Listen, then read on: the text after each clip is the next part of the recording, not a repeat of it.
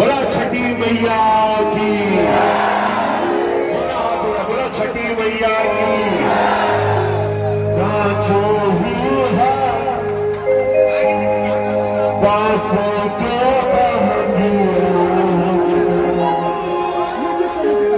कहाँ थे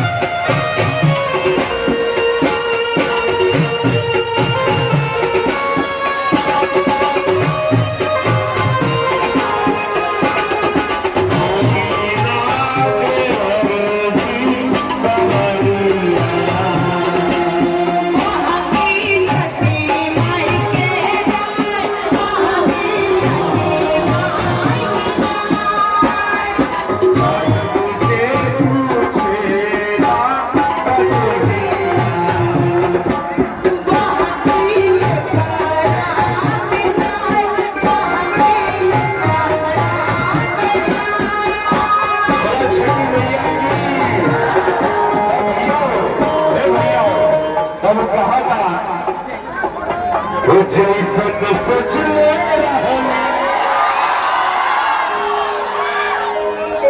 भैया हो तकरार छिड़ल बा त तकरार चली, तकरार छिड़ल बा तकरार चली। एक बार हम बताता इकरा के जिताए के बाद माई छठी का क्रिया लेके कितना लोग चाहते हैं विनोद नारायण झा जी जीतिया तो हम जीत का माला पहना दे। आप उठा लो छठी मैया की। तकरार छिड़ल बात सुन ला कांग्रेसी, अरे सुन ला जनरल राज का पार्टी, अरे सुन ला लुटेरा लोग। अब हमारे माई बहन पर केहू खिलवाड़ ना कर सकेला, अब हमारी जमीन पर केहू कब्जा ना करी, अब केहू का बिरादरी आके दबंगई ना करी। अब लालटेन का जमाना गई, अब राम राज्य बा, राम जानकी का माई जानकी का मंदिर बनेगा।